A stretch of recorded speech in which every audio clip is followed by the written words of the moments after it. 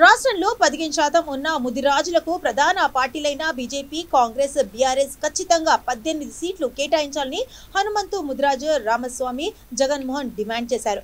వికారాబాద్ జిల్లా పరిగిలో నిర్వహించిన మీడియా సమావేశంలో హనుమంతు ముదిరాజు మాట్లాడుతూ ఈ నెల 15న జరగబోయే ముదిరాజుల భారీ సమావేశంలో అధిక సంఖ్యలో పాల్గొని విజయవంతం చేయాలని కోరారు. బీఆర్ఎస్ ప్రభుత్వం 115 స్థానాల్లో అభ్యర్థులను కేటాయించిందని, కానీ ఒక్క ముదిరాజుకు కూడా బీసీ అభ్యర్థిగా ప్రకటించలేదని అన్నారు. ముదిరాజులను బీసీ డి నుండి బీసీ ఏకి ఇప్పటి వరకు మార్చలేదని, బీసీ బంధువుల్లో ముదిరాజులను వెలివేసే విధంగా ప్రభుత్వం వ్యవహరిస్తోందని మండిపడ్డారు.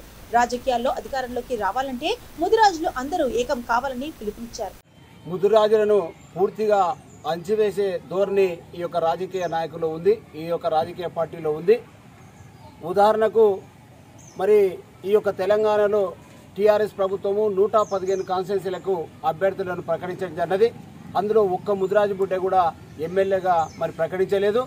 మరి ఈ విధంగా అదే కాకుండా బీసీ డి నుంచి ఏకు ఈ రోజు వరకు కూడా మార్చలేదు. దాదాపు సుమారు 10 సంవత్సరాలు అవుతా ఉన్నది. సుప్రీంకోర్టులో కూడా ఆ యొక్క కేసును కొట్టేస్తూ ఈ యొక్క ప్రభుత్వమే బీసీ డి నుంచి ఏకు మార్చాలిగా చూయిస్తూ ఆ కేసు కొట్టివేయడం జరిగింది.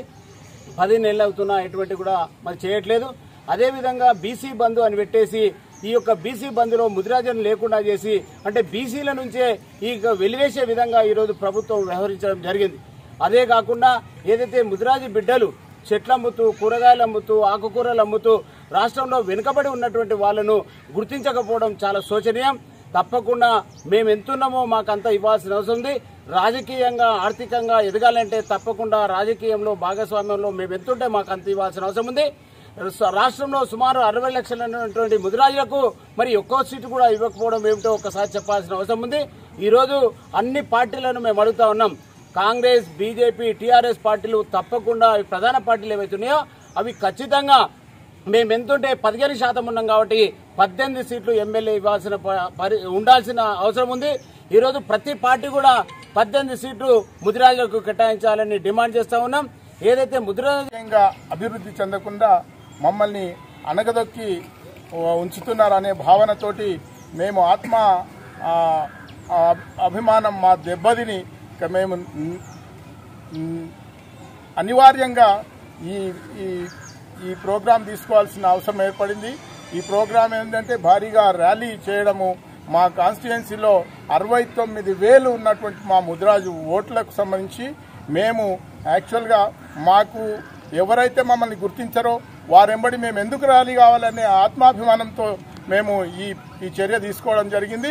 ఇదే కాకుండా మా ఆత్మాభిమానాన్ని దెబ్బతీసినటువంటి ఏ పార్టీ అయినా వారిని వేటాడి ఖచ్చితంగా ఓడించే కార్యక్రమాన్ని మేము తీసుకోవడం జరిగింది. మమ్మల్ని అవమానించిన వ్యక్తులు ఎక్కడ నిలబడ్డా ఆ ఏరియాకు మేము ఖచ్చితంగా ర్యాలీ అయి మా వ్యక్తులందరూ వెళ్ళి అక్కడ ఆ వ్యక్తిని ఓడించే కార్యక్రమాన్ని మేము తీసుకున్నాం. దీని సందర్భంగానే ఒక మొదటి స్టెప్ కింద ఈ పరిగిలో 15వ తారీఖు మేము ఒక భారీ ర్యాలీ